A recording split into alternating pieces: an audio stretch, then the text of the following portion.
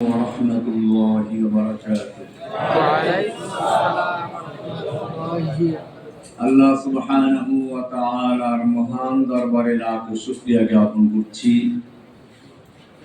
যিনি আমাকে 11 বছর 16 দিন জালিমের কারাগারে বন্দী থাকার পরে নিজ অনুগ্রহে মুক্ত করে আজকের ফরিদপুরের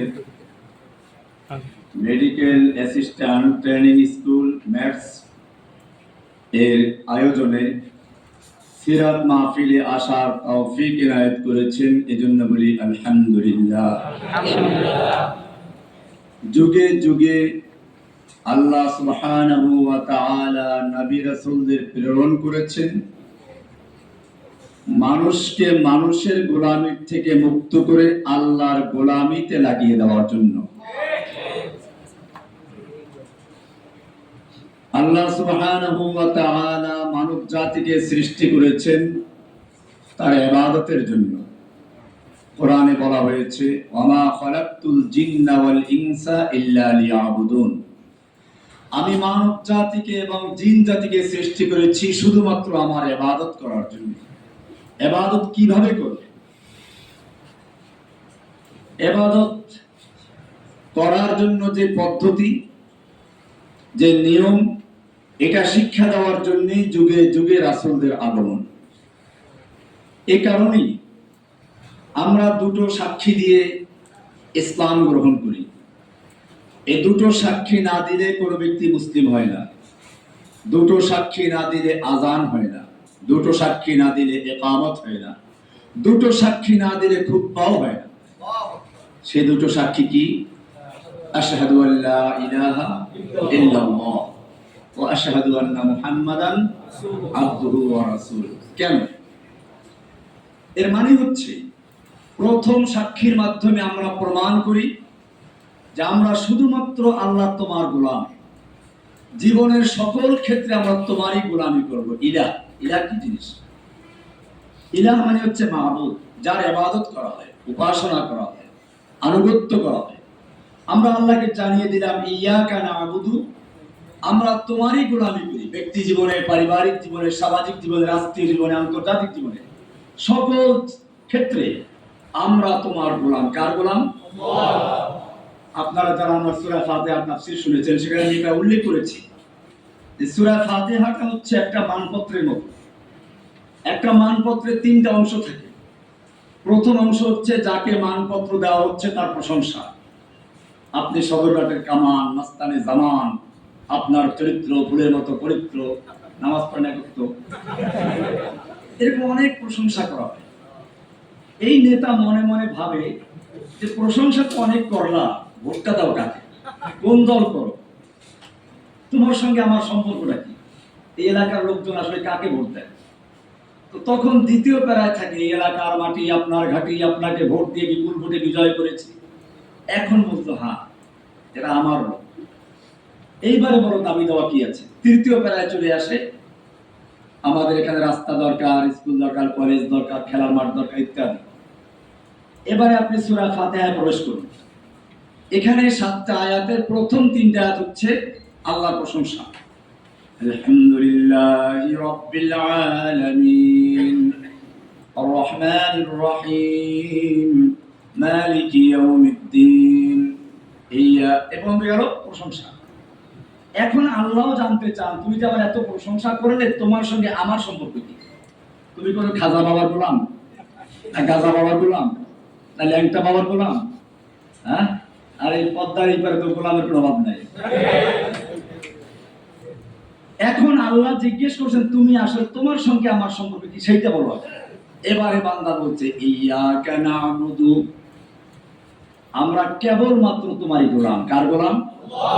আমাদের সঙ্গে আল্লাহর সম্পর্ক কি? গোলাম আর মালিকের সম্পর্ক। আল্লাহ আমাদের মালিক, আমরা আল্লাহ গোলাম।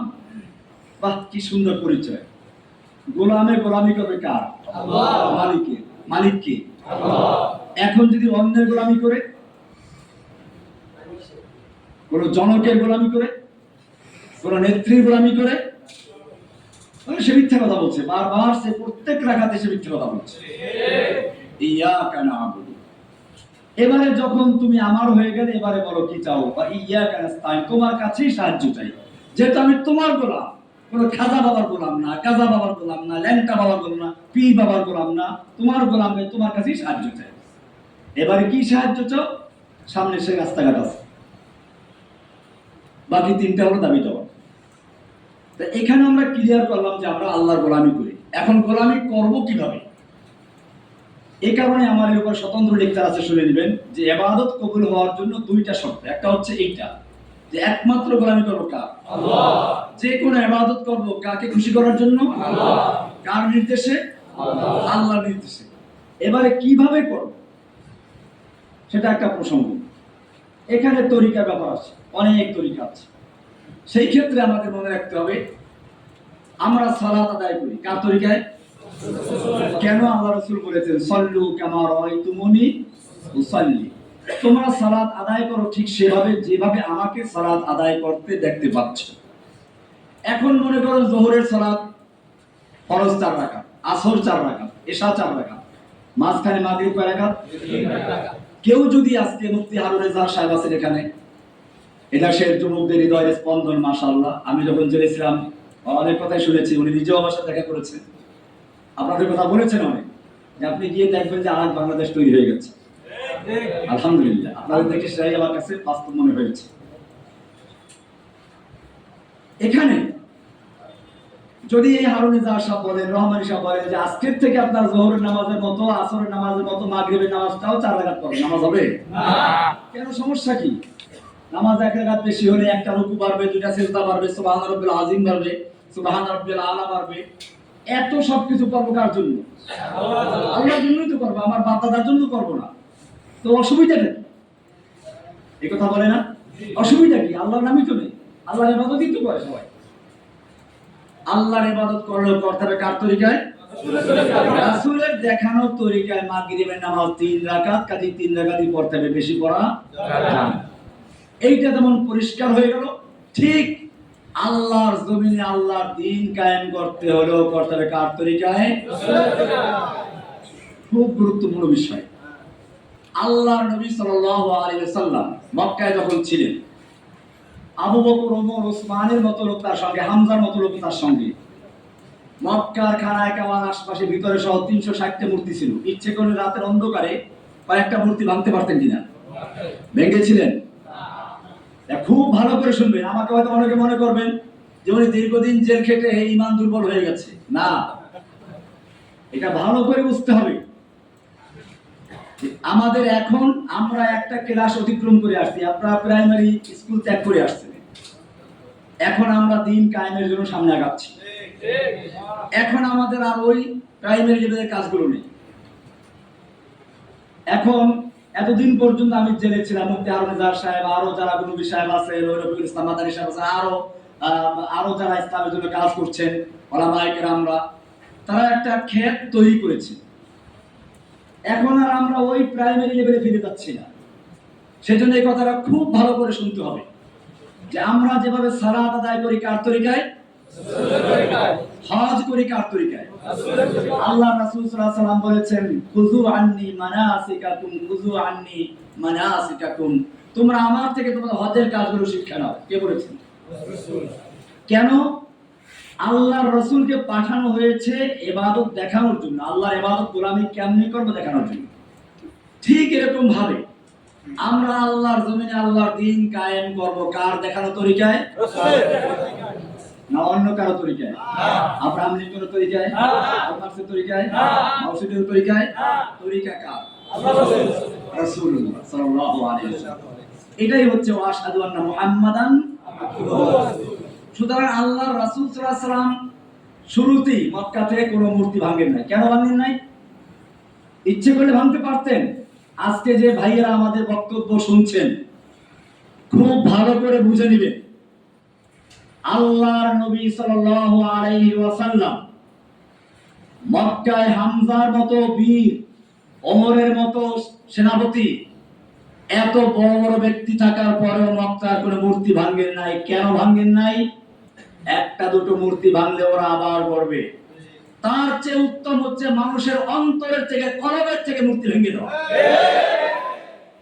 এই কারণে তিনি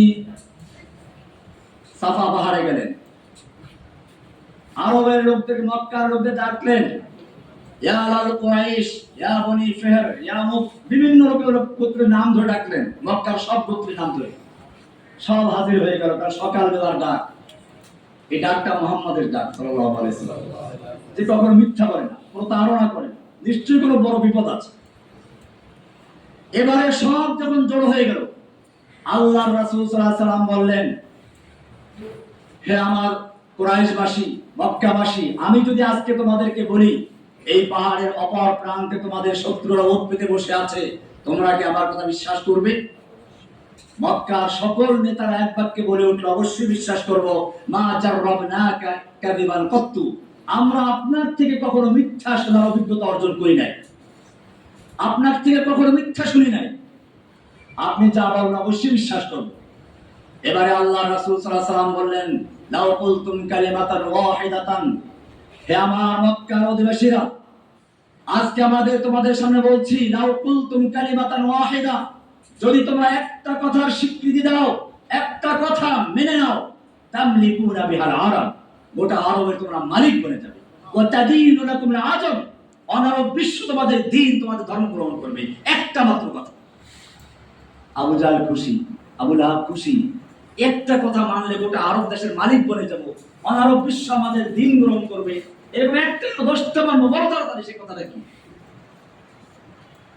আর ধৈর্য কুলাচ্ছে না, আল্লাহর রাসূল সাল্লাল্লাহু আলাইহি ওয়াসাল্লাম বললেন ওই একটা কথা, ইয়া আইয়ুহান নাস কুলু লা ইলাহা ইল্লাল্লাহ তুফলিহুন।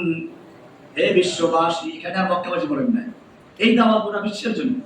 ইয়া আইয়ুহান নাস, হে গোটা বিশ্ববাসী শুনে রেখো, কুলু লা ইলাহা ইল্লাল্লাহ, সেই একটা কথা হচ্ছে লা ইলাহা ইল্লাল্লাহ তুফলিহুন, এটা মেনে নিলে তোমরা সফল হয়ে যাবে। সঙ্গে সঙ্গে আবু লাহাব প্রতিবাদী হয়ে দাঁড়ানো, আল্লাহ রাসূলকে দুহাত সম্প্রসারণ করে মারতে উদ্যত, মজলিস লণ্ডভণ্ড করে দিল, কারো প্রতিবাদ করার ক্ষমতা হলো না। ভাইরা আমার, কি ছিল সে কালেমায়? এই কালেমার মধ্যে ছিল লা ইলাহা, নেই কোনো ইলাহ। প্রথমে সব বাদ দেওয়া হয়েছে। আমি এটাকে বলি এভাবে, একটা পুরাতন বিল্ডিং এর রং করতে গেলে আগে যেমন পুরাতন রং ঘষে বেজে ধুয়ে মুছে পরিষ্কার করে নতুন রং করে, ঠিক তেমনি ভাবে লা ইলাহা ইল্লাল্লাহর মাধ্যমে গোটা মূর্তি, দেবদেবী, খাজা বাবা, গাজা বাবা, যত বাবা আছে সবগুলোকে নফি করে ইল্লাল্লাহ, এক আল্লাহকে বসিয়ে দিলেন, নতুন রং। এটা আবু জাহেল বুঝতে পারলো, আবু লাহাব বুঝতে পারলো। এই লা ইলাহা ইল্লাল্লাহর মানে হচ্ছে আমাদের দেবদেবী চলবে না, এই লা ইলাহা ইল্লাল্লাহ মানে হচ্ছে আমাদের মন গড়া ইবাদত পূজা চলবে না, লা ইলাহা ইল্লাল্লাহর মানে হচ্ছে আমাদের কোনো আইন কানুন চলবে না, একমাত্র আইন কানুন চলবে কার? আল্লাহ। গোলামি চলবে কার? আল্লাহ। কার তরিকায়? রাসূলের তরিকায়। এটা হচ্ছে এরকম, রেলগাড়ি চলে 2 চাকার উপরে, সামনে মানুষ পরে, গরু পরে, ছাগল পরে, কেটে নিয়ে চলে যায়, সাইড দেয় কাউকে? বড় যদি পাথরের লরি পরে, ট্রাক করে, নিজে কাত হয়ে পড়ে যায়, তবুও সাইড দেওয়া যায় না। একজন মুমিনের গাড়ি চলবে লা ইলাহা ইল্লাল্লাহর চাকা, মুহাম্মদুর রাসূলুল্লাহর চাকা। লাইন पर तौहीद के गाड़ी चला, लाइन पर तौहीद के गाड़ी चला, तौहीদের লাইনে গাড়ি চালাও, फिर उसमें रसूलुल्लाह के डब्बा लगा, তারপর কি করবা? বগি লাগাবে। হ্যাঁ, তাই এটাই হচ্ছে, এটাই আগের যুগে তারা দাওয়াত দিয়ে গেছেন।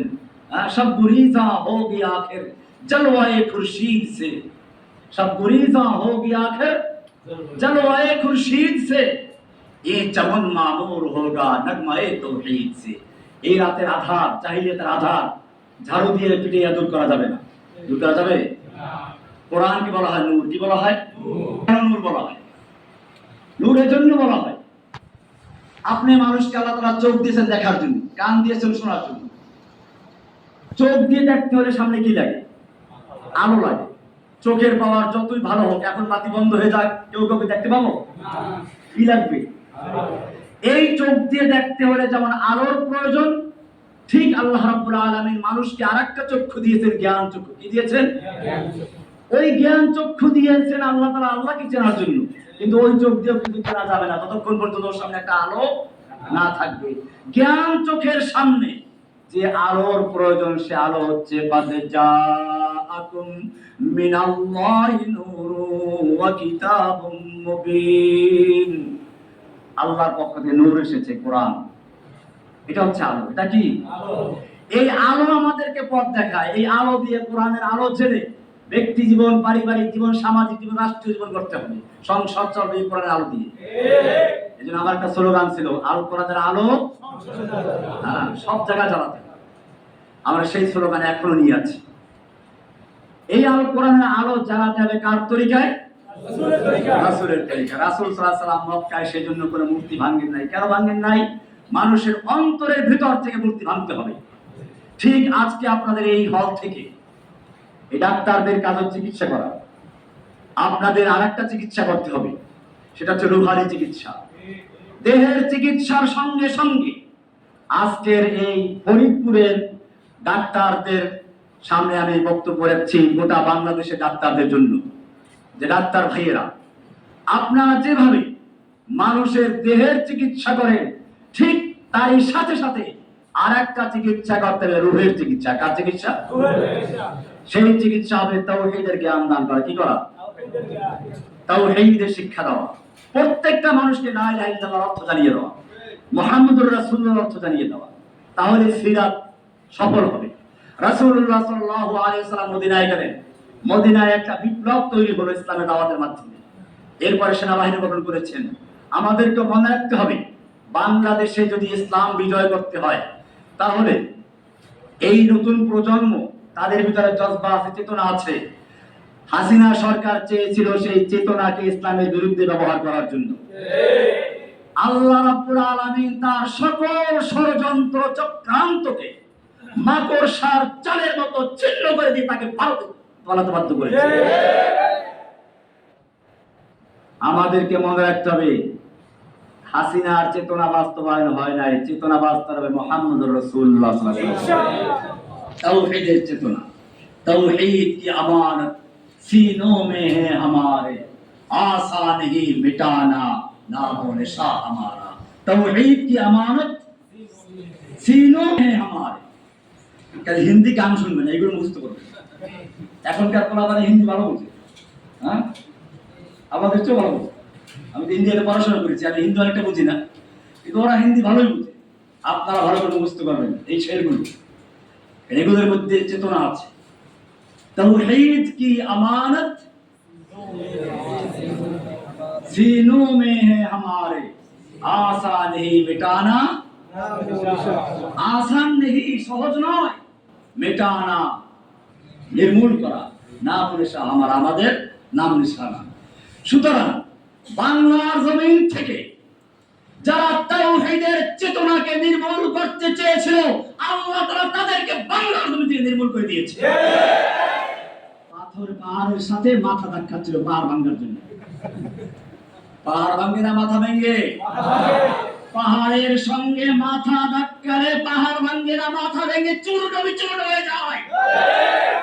বাংলাদেশে বসে যদি কোনো ব্যক্তি তাওহীদের সঙ্গে, আল্লাহর নবীর ইজ্জত ও সম্মানের সঙ্গে বেয়াদবি করে, সে চূর্ণ বিচূর্ণ হয়ে যাবে বাংলাদেশে। যুবক ভাইরা আমার, আপনাদেরকে দায়িত্ব নিতে হবে। বাংলার জমিনে এই তাওহীদের চেতনা বাস্তবায়ন করার জন্য আপনাদেরকে আল্লাহ কবুল করেছেন। ওয়া যে তাবাকুম, আল্লাহর কাজ করার জন্য আপনার আমার কোনো ঠেকা নাই। বহু লোক আল্লাহ তাআলা বই তৈরি করতে পারেন। আপনাকে আমাকে শুকরিয়া আদায় করতে হবে যে আল্লাহ অনুগ্রহ করে আমাকে আপনাকে নির্বাচন করেছেন। আমার সম্পর্কে একজনে বলেছিলেন, আমি নাকি আল্লাহওয়ালাদের বিরুদ্ধে কথা বলে জেলখানায় চলে গেছি। আমি জেলখানার থেকে অনেকে বলেছিলাম যে মানুষ খাঁচায় পাখি পালে, ময়ূর পালে, তোতা পাখি পালে, যার গান ভালো বা রূপ ভালো। কাউয়া কোনদিন পালে কেউ? জেলখানায় কোনো কাউয়া যাবে না। যারা কোরআন এবং সুন্নাহর কথা বলে যুগে যুগে তারাই জেল খেটেছে। জেল খেটেছেন ইউসুফ আলাইহিস সালাম, জেল খেটেছেন মুহাম্মদুর রাসূলুল্লাহ সাল্লাল্লাহু আলাইহি ওয়াসাল্লাম, জেল খেটেছেন ইমাম আবু হানিফা রাহমাতুল্লাহ আলাইহি, জেল খেটেছেন ইমাম আহমদ ইবনে হাম্বল রাহমাতুল্লাহ আলাইহি, ইমাম আহলিস সুন্নাহ ওয়াল জামাত, জেল খেটেছেন ইমাম ইবনে তাইমিয়া, ইমাম আহলিস সুন্নাহ ওয়াল জামাত, ইমামুল মুজাহিদিন, ইমামুত তাওহীদ, আল্লামা ইমাম ইবনে তাইমিয়া রাহমাতুল্লাহ তাআলা। আজকে যাদের অবদান এই ইসলাম টিকে থাকার জন্য, জেল খেটেছেন ওলামায়ে দেওবন্দ, জেল খেটেছেন ভারতবর্ষের মুসলিমরা। এখন পর্যন্ত বাংলাদেশে যারা আল্লামা আজিজুল হক সাহেব বলেন, মুফতি আমিনী বলেন, এই আমাদের আগের প্রজন্ম যারা, তারাও জেল খেটেছেন। তাহলে মনে রাখতে হবে, জেল খাটা নবীদের সুন্নাত, জেল খাটা হচ্ছে সালাফে সালেহিনদের সুন্নাত। সৌভাগ্যশীল তারা যারা জেল খেটে নিজের জীবনকে বিনষ্ট করে দেয়, কিন্তু বাতিলের সামনে মাথা নত করে না। मर्द मोमिन बातिल से हरगिज़ खौफ खा सकता नहीं, सर कटा सकता है लेकिन सर झुका सकता नहीं। मर्द मोमिन বাতিলের সামনে মাথা নত করতে জানে না, স্যার কাটাতে পারে, স্যার ঝুঁকাতে শিখে না। হাসিনা সরকার অনেক চেষ্টা করেছিল রহমানের গর্দানকে ঝুঁকানোর জন্য। রহমান স্পষ্ট বলেছিল, মর্দে মুমিন বাতিল সে হরগিজ খৌফ খা सकता नहीं, सर कटा सकता है लेकिन सर झुका सकता नहीं। সুতরাং মনে রাখতে হবে, আপনাদেরকে মনে রাখতে হবে, আজকে আমাদের এমন একদল যুবকের দরকার, যে যুবকেরা আবার তাজা করবে সেই মোহাম্মদ বিন কাসেম, সালাউদ্দিন আইয়ুবী, খালিদ বিন ওয়ালিদ, সাদ বিন আবি ওয়াক্কাস, এরকম সাহাবায়ে কেরামদের সেই ইতিহাস। যে যুবকরা আজকে জীবনের সবচেয়ে বড় মূল্যবান জিনিস মনে করবে ঈমানের তাওহীদকে, আপনাদের সে দায়িত্ব। আপনাদের এখন কাজ হচ্ছে সমাজের সর্বস্তরে ছড়িয়ে পড়া, পুলিশের ভিতরে, সেনাবাহিনীর ভিতরে। কারণ হচ্ছে এই, যখন গণবিপ্লব শুরু হবে, ইসলামের গণজোয়ার তৈরি হবে, তখন পুলিশ বাহিনী, পেটুয়া বাহিনী আবার বাধা দিবে। সেই বাধাকে মোকাবেলা করে এই প্রজন্মের কিছু যুবকরা, আবু সাইদ সহ অনেক যুবকরা গুলি খেয়েছে, কিন্তু পিছপা হয় নাই। ঠিক এরকম ভাবে একদল যুবক এখন তৈরি হতে হবে, যারা ইসলামের জন্য মাঠে অবতীর্ণ হবে, গুলি খাবে, সামনে পারবে, একটা পড়ে যাবে, সামনে আর 10 জন এগিয়ে যাবে। তখন এটাই আমাদের সামনের সবক, এটা আমাদের সামনের কাজ। তাওহীদে দাওয়াত পেশ করা, যেভাবে সাহাবাকে দাওয়াত দিয়েছে, আমাদের প্রত্যেকটা ঘরে ঘরে, প্রত্যেকটা যুবকের অন্তরে তাওহীদের বীজ রোপণ করতে হবে। মনে রাখবেন, সংখ্যা বেশি জরুরি না। আল্লাহ রাসূল সাল্লাল্লাহু আলাইহি ওয়াসাল্লাম বলেছেন, ইন্নাল ইসলাম বাদা গরীবান ওয়া সায়াউদু কামা বাদা গরীবান ফাতুবা লিল গুরাবা। ইসলাম অপরিচিত আগন্তুকের ন্যায় যাত্রা শুরু করেছে। অপরিচিত আগন্তুক, গরীব। গরীব মানে এখানে ওই বাংলা গরীব না, এটা আরবি গরীব। গরীব মানে হচ্ছে অপরিচিত আগন্তুক। ইসলাম যখন প্রথম আসে তখন কেউ চিনে না তাকে।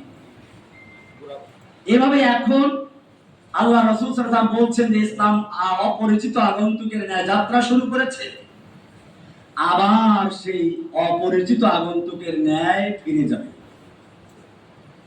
ফাতুবা লিল গুরাবা। এই অপরিচিত ইসলামের যারা ধারক বাহক হবে, ওই সময় যারা ইসলামকে ধরে রাখবে, তাদের জন্য আল্লাহ রাসূল সাল্লাল্লাহু আলাইহি ওয়াসাল্লাম সুসংবাদ দিয়েছেন। এখন তো সেই সময়টাই। ইসলাম বলতে কি বোঝায়, আমি সেই ব্যাখ্যায় আজকে আর যাচ্ছি না। আপনাদেরকে আল্লাহ রাব্বুল আলামিন ইসলাম বোঝার তৌফিক দান করেছেন। আপনারা বুঝতে পেরেছেন ইসলাম মানে শান্তি না, ইসলাম মানে শান্তি প্রতিষ্ঠা করা, আত্মসমর্পণ করা। ইসলাম মানে হচ্ছে ব্যক্তি জীবনে, পারিবারিক জীবনে, সামাজিক জীবনে, রাষ্ট্রীয় জীবনে, আন্তর্জাতিক জীবনে, সকল ক্ষেত্রে এক আল্লাহর বিধানের কাছে আত্মসমর্পণ করার মাধ্যমে শান্তি প্রতিষ্ঠা করা। এটা আপনারা জানতে পেরেছেন।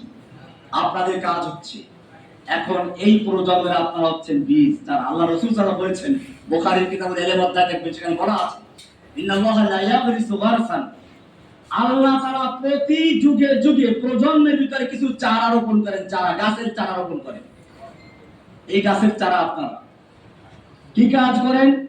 ইস্তামিলুহুম ফি তাআতিহি, যাদেরকে আল্লাহ রাব্বুল আলামিন তার ইতাআতের মধ্যে, তার আনুগত্য, তার গোলামি করার জন্য কাজে লাগান। সুবহানাল্লাহ। আল্লাহ তাআলা চারা রোপণ করেন প্রত্যেক প্রজন্মের ভিতরে, যাদেরকে তিনি তার নিজের আনুগত্যের কাজে লাগান। এর যা সবকে কিছু আছে?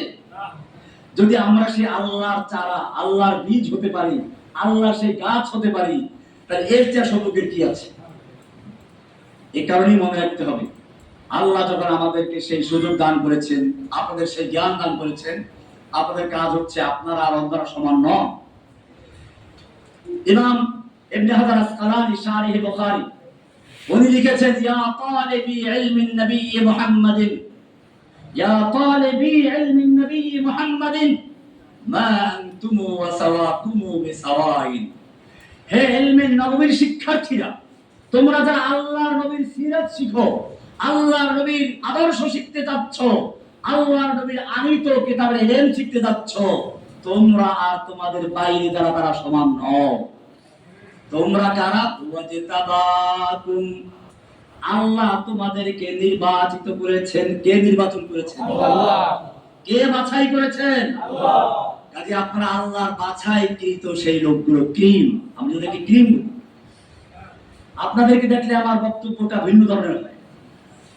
আপনারা বুঝতে পেরেছেন, একটু আমি বক্তব্য দিয়েছিলাম খোলা মাঠে, আর এখানে বক্তব্য ওই বক্তব্য না। কারণটা কি জানেন? কারণ হচ্ছে লক্ষ লক্ষ লোক দিয়ে বাংলাদেশে দেখেন, 1 লক্ষ লোকের সব জনসভায় কোন আইন পাস হবে? আইন পাস হয় কোন জায়গায়? ওই যে সংসদে 300 লোক থাকে ওখানে। তা 300 লোক যেখানে বসে সেখানে আইন পাস হয়, অথচ লক্ষ লক্ষ লোকে কিছু বলে আইন পাস হয় না। আপনারা হলেন সেই লোকগুলো। আপনারা কি? আপনাদের কাজ হচ্ছে গোটা সমাজে তাওহীদের দাওয়াতকে ছড়িয়ে দেওয়া। ইনশাআল্লাহ। আপনাদের কাজ হচ্ছে নেতৃত্ব দেওয়া, শুধু কর্মী নয়। फिर तुझे एक बार करनी है जहां की रहबरी, फिर तुझे एक बार करनी है जहां की रहबरी, उस खुदा के नाम लेकर फिर आलम बरदार बन। হে যুবক, আবার তোমাকে বিশ্বের নেতৃত্ব হাতে নিতে হবে, তোমাকে আবার নেতৃত্ব দিতে হবে ওই অসহায় মানুষদের জন্য যারা জেলখানা থেকে ফরিয়াদ করছে, রব্বানা আখরিজনা মিন হাদিহিল কারিয়াতিজ যালিমি আহলুহা। হে আল্লাহ, আমাদেরকে জালিম ও দূষিত জনপদ থেকে রক্ষা করো। ওয়াজআলনা মিন লাদুনকা ওয়ালিয়া, আমাদের জন্য দাও ন্যায়নিষ্ঠবান নেতা। ওয়াজআলনা মিন লাদুনকা নাসীরা, আমাদের দাও সাহায্যকারী। কোথা থেকে আসবে সাহায্যকারী? আসমান থেকে নয়। ফেরেশতা আসবে না এখন, ফেরেশতা আসবে তখন যখন তোমরা থাকবে না। এখন তোমরা আছো, কাজে তোমাদের কিসে ওলি হতে হবে, তোমাদেরকে নাসির হতে হবে, তোমাদেরকে ময়দানে আবার ঝাঁপিয়ে পড়তে হবে। फिर तुझे एक बार करनी है जहां की रहबरी, उठ खुदा के नाम लेकर फिर आलम बरदार बन। জেনে রাখবে, মৃত্যু যদি লেখা না থাকে তাহলে কেউ মৃত্যু দিতে পারবে না, আর মৃত্যু যদি লেখা থাকে কেউ ফেরাতেও পারবে না। আমাকে জেলে বন্দী করলো আনসারুল্লাহ বাংলাদেশের প্রধান। আমি আদালতে চ্যালেঞ্জ করেছিলাম, আমার গ্রেফতারের আগ পর্যন্ত আনসারুল্লাহ বাংলা টিমের নাম আমি শুনি নাই। আপনি দেখুন, আমার কোন লেখার মধ্যে, আমার কোন বক্তব্যের মধ্যে, আমার কোন ছাত্রদের সামনে বা মসজিদ ইমাম হিসেবে মুসল্লিদের সামনে বলেছি কিনা, এই দলের প্রতি আহ্বান করেছি কিনা, প্রমাণ করতে পারবেন না।